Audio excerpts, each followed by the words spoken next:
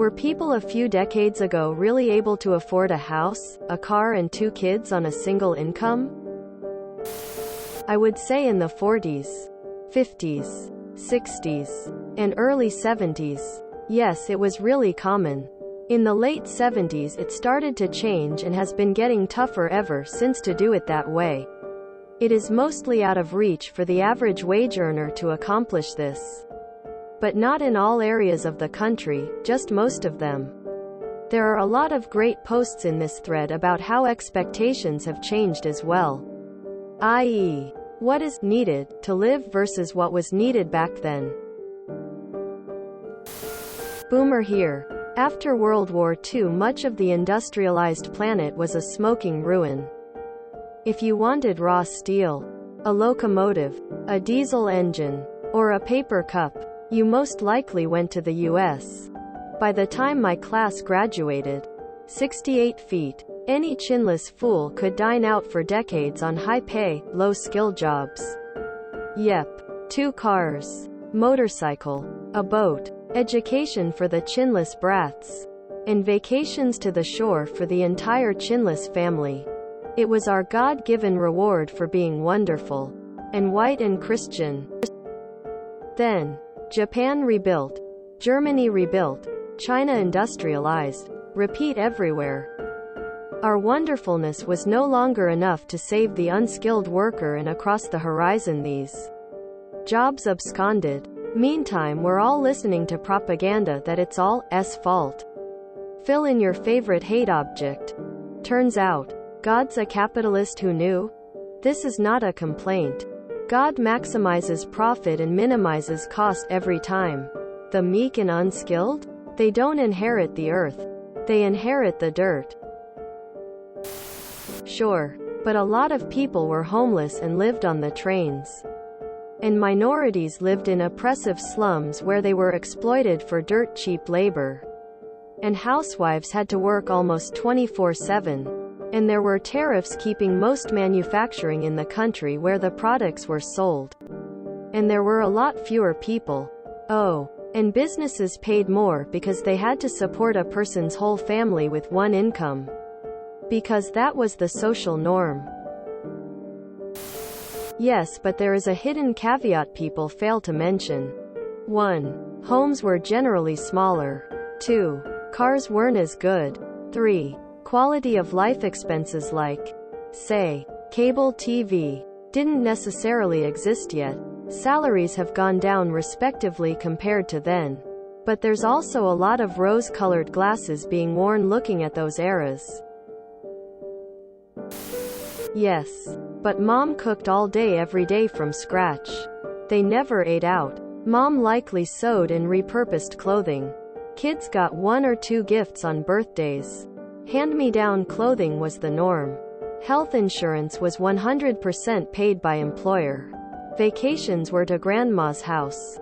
Even small appliances like toasters and lamps were repaired when broken. No one ever charged anything except their mortgage. Cars were bought with cash.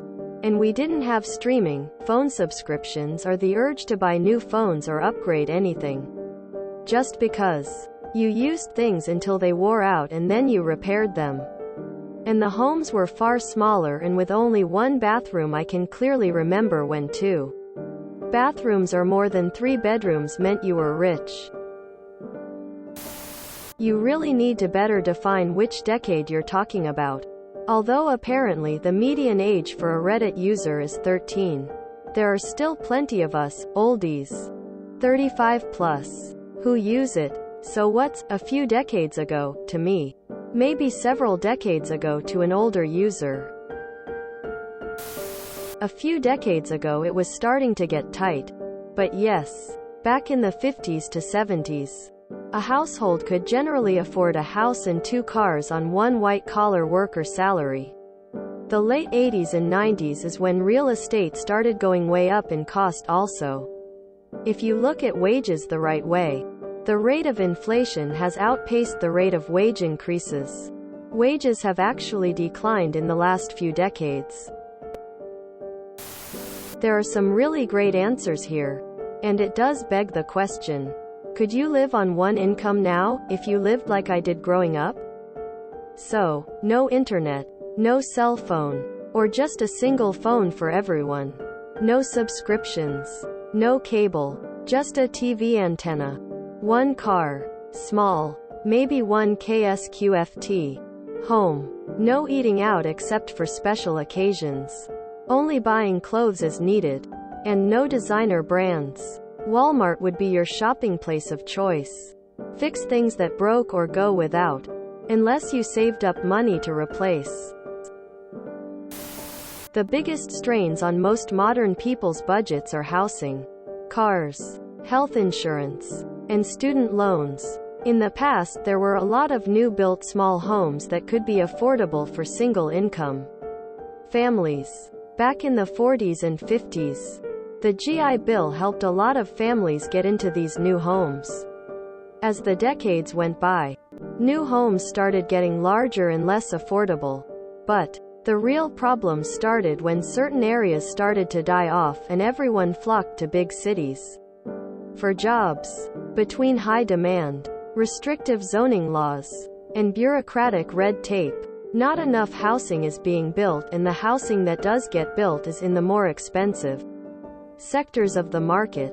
There are still cheaper areas of the country to live in, but most people are crowded into the expensive areas. Cars are also arguably more expensive now than in the past, although there are some mitigating factors. In the past, cars were not as good as they are now. Modern cars have things like air conditioning, anti-lock brakes, crumple zones, and airbags. They also are larger than cars used to be. These and many other standard features drive up the cost of buying and owning a car. However, modern cars tend to last a lot longer than they did in the past if you know what you are doing. You can buy a used car for cheap and it will last a good amount of time and be better than anything you could get back in the day. Of course, the car market was even better before COVID threw a wrench in things.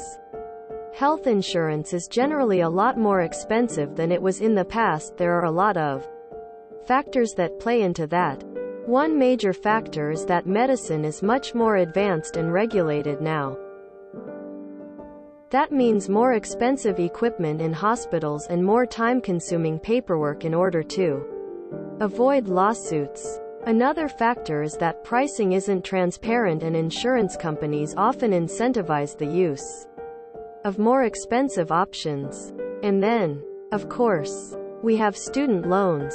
Student loans used to not be such a big deal, but now they can be crippling since college costs have skyrocketed. A lot of that cost increase has to do with unnecessary change made by universities. Colleges today tend to have a lot of over-the-top amenities like recreation centers and dining court buffets that they just didn't have in the past. They also have created a lot more administrative positions that eat up money. Finally, wages have failed to grow.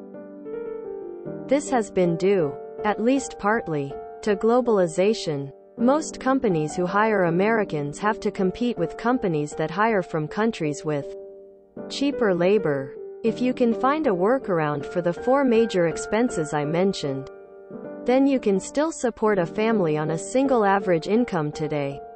It just requires very specific conditions. Some people can do that even now.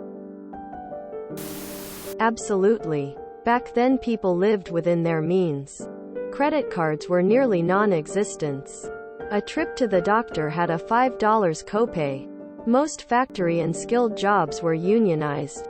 When I graduated high school in 1986, I had family members working at GM on the assembly line making $25 an hour.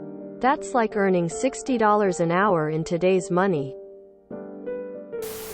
There are other reasons than these, but they stand out to me. 1. We didn't buy products from overseas. We made the things we wanted here, which meant employing Americans and good wages. China's gain has been our loss. 2. Women in the workplace effectively doubled the amount of domestic stock in the labor market, depressing wages. Yes. I'm almost 50. Father was a teacher and mom stayed at home till I was 16. The house we lived in when I was 16 was 850 sqft. We never purchased a new vehicle, and I want to say my parents had the same car for 18 years at one point. Dad's truck was always 8 years old. People choose to live differently now. Lots more dual income families. Lots more commerce. Houses are massive. Expectations on what is considered a standard of living are very high. People are choosing complicated lifestyles. Yes. But you had much less expenses. And companies weren't hellbent on driving wages down. Globalization wasn't a thing, so employees in what we now call high-cost countries did not have to compete against cheap offshore labor. But remember, you may think things were great because gas was 70 cents and a car was only $5,000. But if you were short something like 10 to 20 bucks, it was a disaster. You probably had to get the money from family and it would take a while to pay them back. Nowadays that's chump change. Edit 1. For example, I had family who tell a story about buying their first house. They wanted to sign, but at closing were somehow 20 bucks short. They might as well have been told you are $1 million short. Everyone around the table at the closing pitched in a few dollars until they came up with the $20. My grandparents and all of their siblings built their houses. The women in my family made the clothes that everyone wore. My grandpa went to work and had a farm, and they ate what they grew. They had chickens for eggs. I imagine it would be very manageable to live on one income if you were willing to make these changes and the changes other people mentioned already. People now expect to have a dresser full of clothes. Back in the day you got hand-me-downs and had just a few outfits. There's so many things that seem normal, not even extra, now that were very uncommon if not unheard of not too long ago.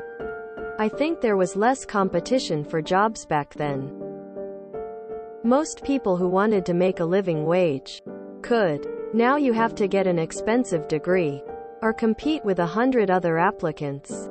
I think there are a lot that go into it. I have to take my daughter to the dentist today and it'll cost me over $1,000, and that's with insurance. Back in the day, people just let their teeth rot or got them pulled out at home.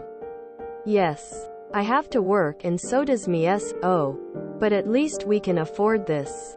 My mom told me she didn't meet the weight requirements to work at Ford in the late 60s, early 70s. So she just filled her pockets with coins and went back, weighing more, and got the job.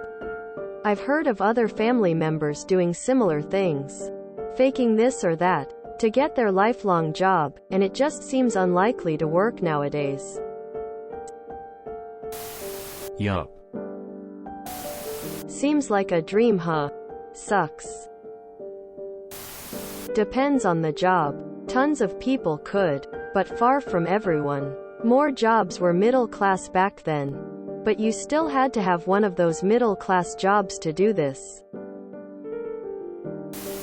My parents had 6 kids, a house and a car on one income.